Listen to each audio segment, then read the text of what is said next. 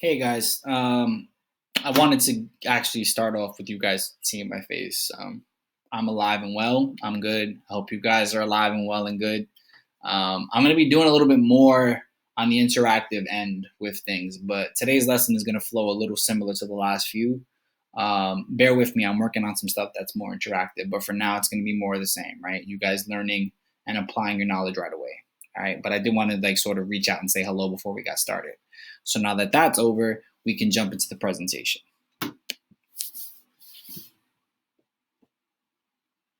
All right, so today's day 3 of the Violence and Injury Prevention Unit, and we're going to be tackling a very complicated subject. Bullying is extremely complex. It is extremely relevant in the lives of teenagers and young adults. And since it's so complicated, we're going to be taking it into pieces over the next 4 days, the next 4 lessons that we meet. So today we're going to focus on part 1, which is focusing on bullying basics. All right, and at the end of the lesson, I'll give you kind of a preview of what the next few parts are going to be. All right, so jumping right in.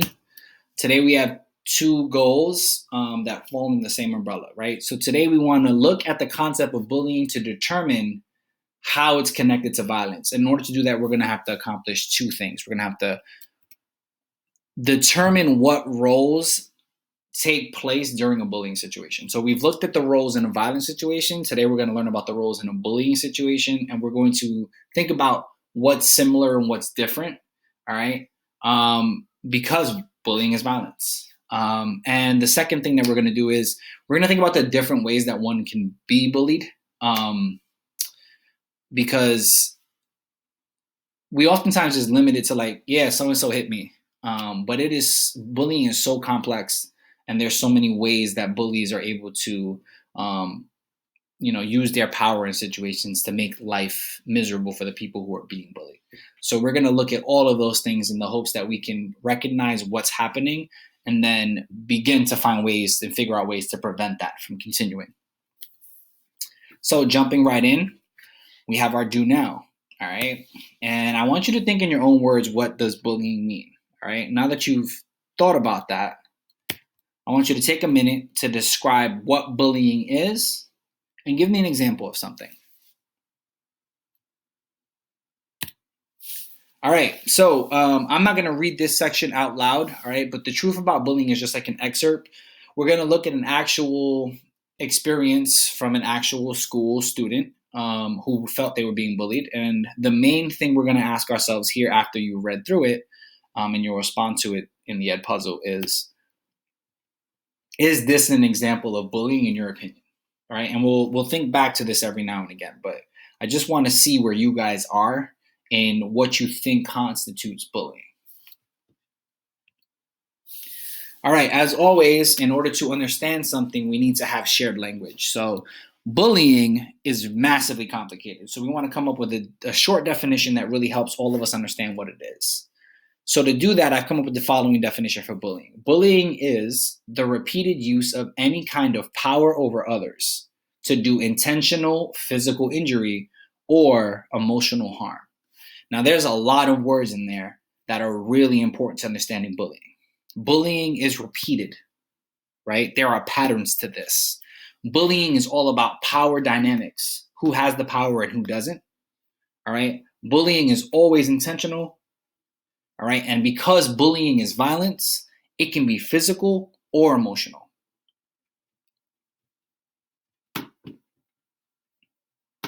Now, as with the last slide and with this slide, I always want you to be able to go back and take a picture or write down these words, all right? But I'm going to go through them briefly, and then you'll have time to sort of pause and do whatever you need to do to get down these words, all right?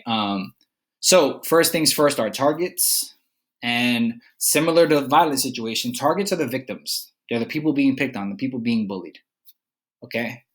Now, slightly different here is we have a specific name for our perpetrators. Perpetrators do violence, right? But when the violence is bullying, the term we use is bullies. And it's a little bit different here in that bullying can be like a group activity where you are bullying as a group, or it can be an individual sort of situation where one person is picking on another. All right. And the last role in this is bystanders. And bystanders, just like last time, they witness or are aware of the bullying, but they don't want to participate, right? They don't want to be involved in either way. However, unlike with other acts of violence, oftentimes bystanders either end up becoming a bully themselves because they want to fit in, or they become a target because they haven't agreed to join the bullying. So these roles are a little bit different than your traditional violent situation in that there's some flexibility in how they move within one another. All right, so if you've paid close attention, our bullying basics, we've already looked at the definition of bullying and we've looked at the types of people involved in bullying situations. So now we're going to kind of look at these larger takeaways right here, right? So these are the larger takeaways. I'm not going to read through every bullet point, right? I'm going to kind of read at the bold part and sort of explain what that means. So again, feel free to pause here, take a photo. I'll put in a note to make sure that you get some time to do so, and we can go through it together right now, and then you can write it down. So bullying involves an imbalance of power between perpetrator and the target, right? So between the bully and the target. So bullies have more power. So traditionally, that means they're bigger or older. The target is probably physically weaker, or like maybe they're part of like a minority group. There's less of them, or a group with less power. However, bullies can be your boss. Bullies can be your partner in a relationship. It's all about how the power dynamic is. It's anybody who has power over someone else and repeatedly uses it in a harmful, abusive way. All right. Because they have these powers, bullies do a lot of intimidation, a lot of frightening, and it's all about control. We talked about how control is one of the main factors that lead to violence. People want control. And this is definitely the case with bullying. All right. Now, I'm not going to get into the specifics 100% here, but it's important to understand that bullying can be direct or indirect. You can hurt people directly in your traditional ways, either through physical or emotional violence, where it's very obvious that I am doing it to you or you are doing it to me. However, bullying can also be indirect, right? Because they have so much power and influence as bullies, they oftentimes use that power in ways that it's hard to pin on the bully that they're doing an action that's harming someone else. But they're very aware of it, and so is the target, right? So we'll talk about a little more of that as we move later on.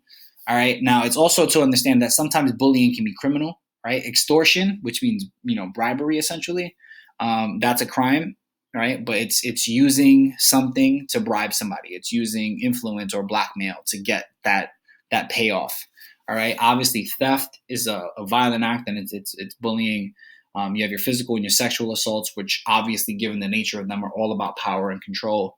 And of course, threatening or injuring somebody with a weapon, right? We talked about weapons in our last lesson, and they amplify the violence, right? But they also amplify the person's power, which increases the chance that they will do the bullying. Which brings us to the last point, which is that bullying is an act of violence, right? That's one of the main takeaways from today. So first things first is we're going to go through some main takeaways once more, right? So just to recap, bullying is about power. Okay? Bullies use an imbalance of power to get their way over other people. They use it to take advantage of people. Bullying is always on purpose. All right? It's not an accident or mistake. Okay? The goal here is to hurt the other person. The goal here is to exploit that power they have over that person. The goal here is to make that person miserable and make themselves feel like they're in control and feel good. Okay? Bullying happens in patterns. It is a pattern of behavior. Okay? Whether it's the same person or different people in the same ways, bullies have patterns, right? So, in a situation of traditional bullying in the school, you might have one bully who particularly picks on one smaller, weaker person because they cannot do anything to stop that cycle of violence. But in the case of like someone who is like a rapist or like a serial murderer, right? They have patterns for their bullying and their violence, right? It's not to the same people, but they have patterns. Maybe it's a type of person, or they do it in a specific area, or there's some sort of ritual involved, right? It's largely about power and maintaining these patterns of power. Okay, bullying makes the bully feel satisfied, right? Bullies get satisfaction out of what they do, right? So that's the feeling of power. Bullies oftentimes are popular not because they're good people, but because people don't want to become victims. Maybe they just enjoy making people feel bad, or they steal property, like whatever it is. They get like an emotional boost from this. It makes them feel good to make that other person or people feel bad. All right. Like a plague, bullying spreads, right? So because bullies root through fear, the more people that are afraid of them, they don't want to be next. So this bully becomes more influential, has more power, more control. They can now use that against that other person. All right. And bullies oftentimes will work in groups, or they can hurt groups of people. All right. Certain groups become targeted. So an example would be politicians targeting immigrant groups.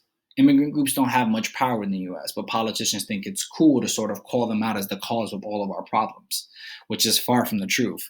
But because those politicians have that power, this sort of bullying goes unchecked. All right. So before we get into the key types of bullying, I want to emphasize with the asterisks, we're going to cover cyberbullying in another lesson. But what we're talking about here are like more traditional ways that bullies bully in person, not through social media or the internet. The first one is intimidation. All right. And again, we'll get a chance to copy this down once I'm done going through the definitions. But intimidation is basically when a bully makes a person feel afraid. So you can physically intimidate somebody, or you can intimidate them emotionally. But essentially, you're intimidating them because you have this power over them, and your goal here is to make them feel afraid and act out of fear. All right, coercion sort of takes intimidation to the next level. It's when a bully uses threats, pressure, or force to make a person do something. So it could be as simple as physically bending someone's arm behind their back and making them say uncle, right? Or it could be bullying to the point where if someone is afraid to lose a job, maybe a boss makes them do something illegal, right? Because they have that power and they're forcing you to do this thing that you don't want to do. All right, and the last type is harassment. Harassment can be physical, but it can also be emotional, verbal. All right, and harassment is tormenting or annoying a person continuously, right? It could be flicking somebody in the earlobe repeatedly just to bother them. But it could also be like verbal forms of harassment, right? Continuously making somebody upset using your words by teasing them with a nickname or, constantly berating them in public, right? These are the sort of things that qualify as harassment. All right, so as we wrap up, I want you to understand that bullying is going to be something we cover for a couple of lessons, right? So in the next lesson, we're going to be looking at consequences of bullying and what we can do to stop bullying. All right, the lesson after that is going to be focused on cyberbullying. And again, we're going to look at what that is and also how to prevent it. And then lastly, we're going to look into a specific type of bullying that happens within groups, which is known as hazing, which is actually a big problem for teenagers and young adults. All right, so we're going to be looking at all of these things in further detail moving forward. All right, so just to wrap up, you do have a Google Classroom assignment. It's going to be a little shorter, which I'm sure you're happy about. And there will be one to follow each lesson. I didn't post a screenshot of it because it's not from a textbook. So it'll just be up there on Google Classroom, and you guys will get a chance to tackle that. All right, I hope everybody's doing well. I miss you guys. The lessons will get better and more entertaining the better I get at this tech stuff. If you guys have any suggestions for ways to make it more interesting, feel free to shoot me an email. Love y'all, miss y'all. Scotty out.